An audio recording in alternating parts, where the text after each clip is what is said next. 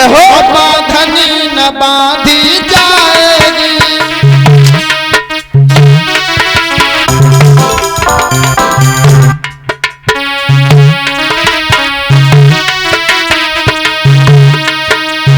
चाल अगर चल जाएगी तो चाल बदल दी जाएगी।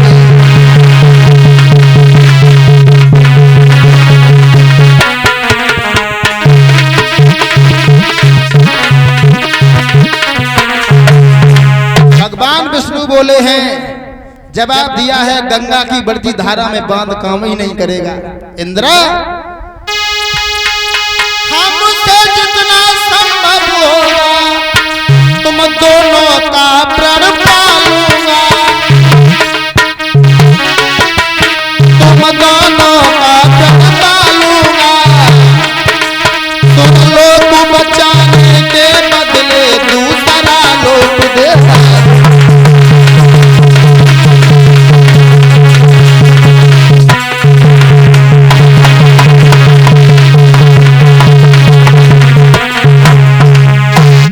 चिंता मत करो, कोशिश करेंगे, सुर लोग बचा लेंगे, दूसरा लोग दे डालेंगे। आज भगवान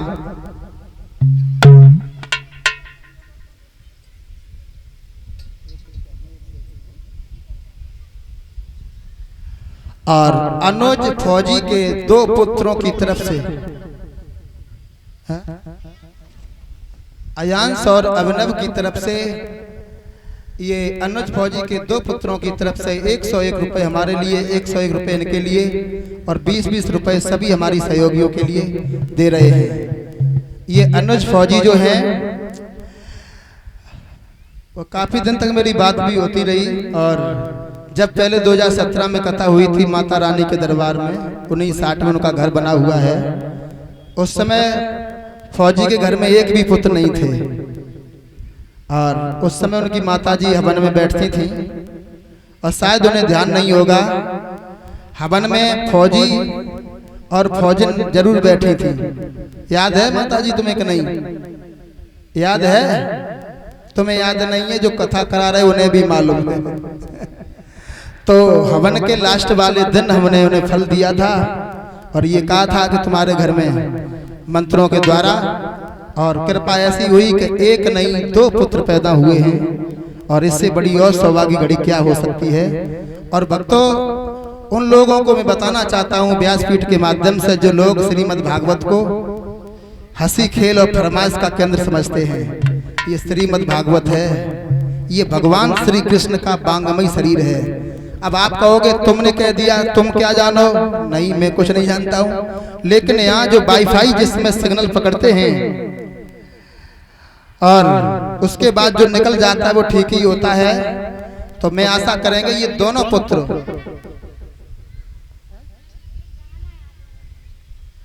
और मैं ये भी कह के जा रहा हूं पुनः, ये दोनों पुत्र सियाने होकर के अच्छी पढ़ाई लिखाई करके ये दोनों ही अच्छी नौकरी को प्राप्त करें। कम से कम अगर कोई इंजीनियर बने तो कोई सरकारी जॉब को भी प्राप्त करे। और ये आज मैं पुनः फिर कह के जा रहा हूँ, आगे आने वाले समय में ये दोनों पुत्र नौकरी ही करेंगे। बोलिए गोविंद भगवान की। आज भक्तों, इधर गौतम कश्यप की तरफ से नोटों की माला के साथ मेरा सम्मान किया गया, और हमारे सभी सहयोगियों को पुष्पों के हार से सम्मानित कर रहे हैं हमारे श्रीमान गौतम कश्यप जी, जो अलीगंज से चल करके आया है। अब बताइए कहाँ अलीगंज है, कहाँ मैनपुरी है, वहां से चल के लाज बचाते हैं। भगवान क्यों नहीं टेर सुनेगा। मैं तो कन्हैया से ही कहता हूँ कि गौतम कश्यप के जीवन में इतनी खुशियां ला दें जो यहाँ से नहीं, काफी दूरी से जाकर के ये धर्म के क्षेत्र में हाथ बटाएं। बोलिए गोविंद भगवान की। भक्तजनों, समय का बहुत अभाव है, क्षमा चाहते हैं बुजुर्गों से, कथा मुझे संक्षिप्त में कहनी पड़ रही है। आज भगवान विष्णु 52 का रूप बनाते हैं, 52 अंगुल के बन करके आज बलि को छलने के लिए चले हैं। इधर भक्तों जब पहुंच गए हैं तो बड़ा सम्मान हुआ है 52 भगवान का। जिसने देखा इतना सुंदर महात्मा, कितना सुंदर था। अरे भक्तों,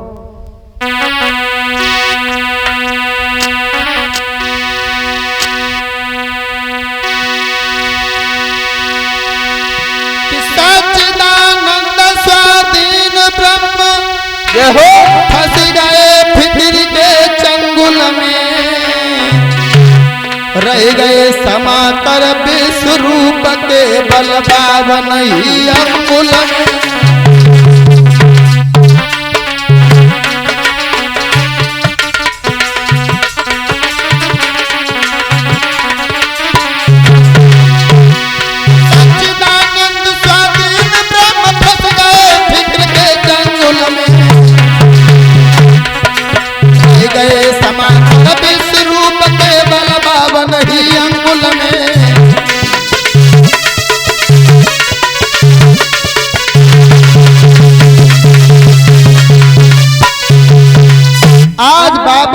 के बन करके बावन भगवान पहुंच गए।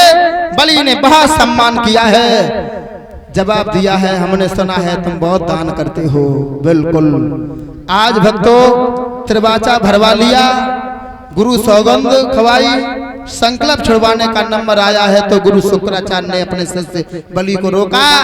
जवाब दिया ये महात्मा नहीं है, ये तेरी आत्मा खींच करके बाहर रख देगा, संकल्प मत छोड़ो। बलि कहने लगे गुरुजी अपने दरवाजे पर आए हुए संत को मैं निराश नहीं लौटाएंगे। आज गुरु की बात नहीं मानी।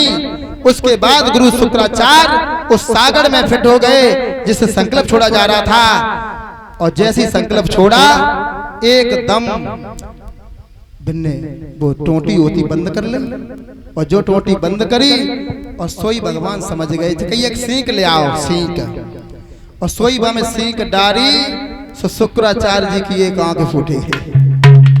कथा सच्चा देती है कि कोई दान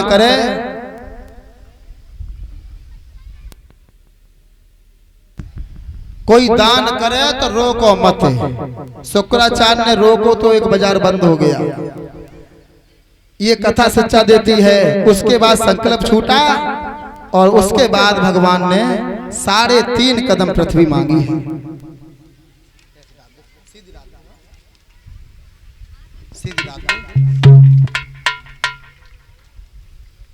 भक्तों उसके बाद में जब 3.5 कदम पृथ्वी मांगी है और उसके बाद में जब नापने का प्रयास किया है तो महाराज बोले प्रभु तुमने तब से इतना ड्रामा कर रहे हो, मांगा क्या 3.5 कदम में क्या होगा।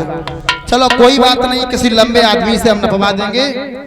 उसी समय भक्तों जवाब दिया बावन भगवान बोले हम खुद ही नापेंगे, खुद ही नापेंगे हम। और सुधीर पाल पुत्र अंशदेव पाल नोटों की माला से मेरा सम्मान कर रहे हैं। गलत है,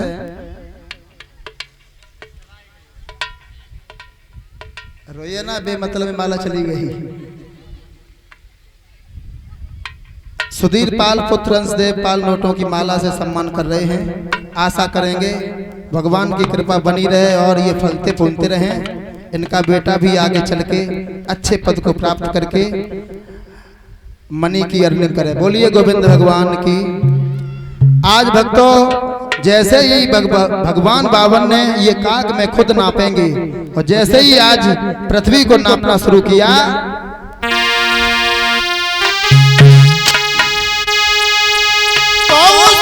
स्वरूप की छाया में ये हो और सूरज के अंश ढांपी डाले, और 3 कदम की गिनती में तीनों ही लोग नाप डाले।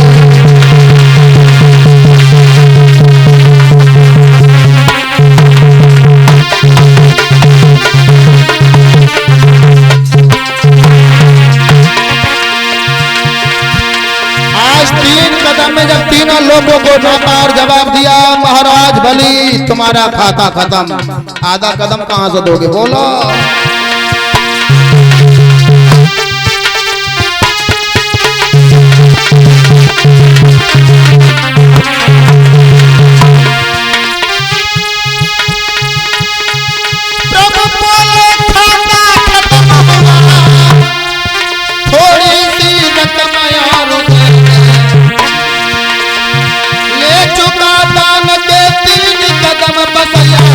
कदम और दे दे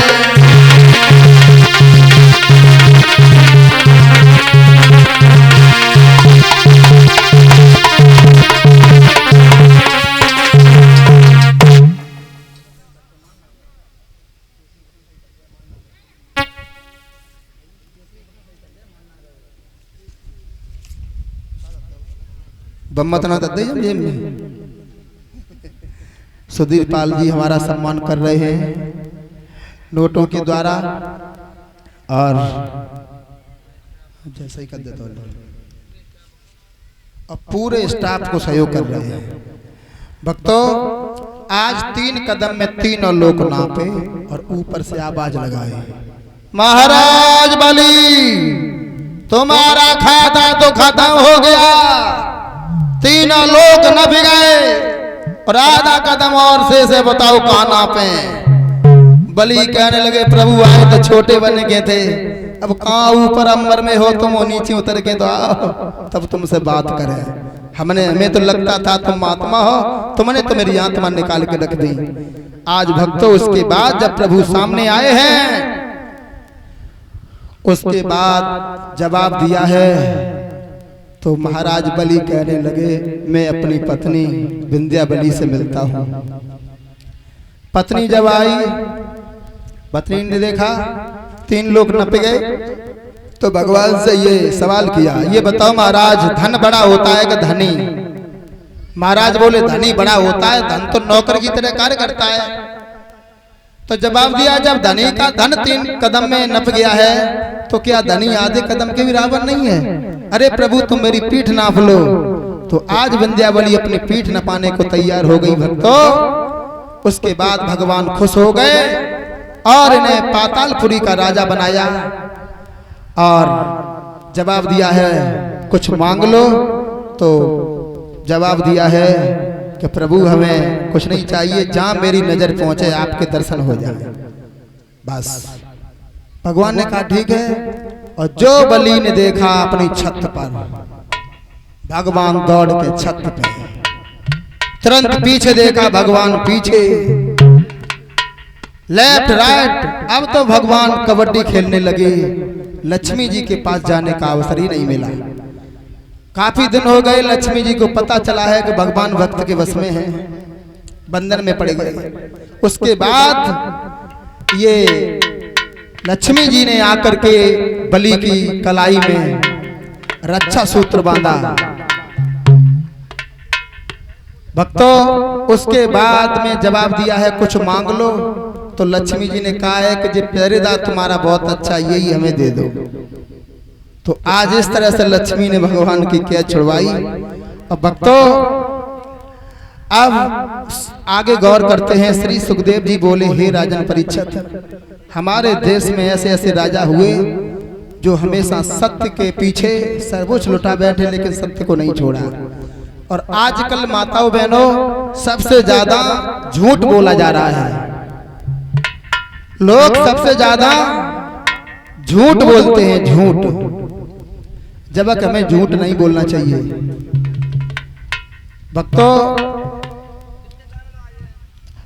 कथा में वैसे तो आपने देखा है हरिश्चंद्र की कथा है ही नहीं श्रीमद् भागवत में, लेकिन रिवाज ऐसा चल गया है कि जब तक हरिश्चंद्र की कथा होगी नहीं, तब तक कथा में आनंद ही नहीं आएगा।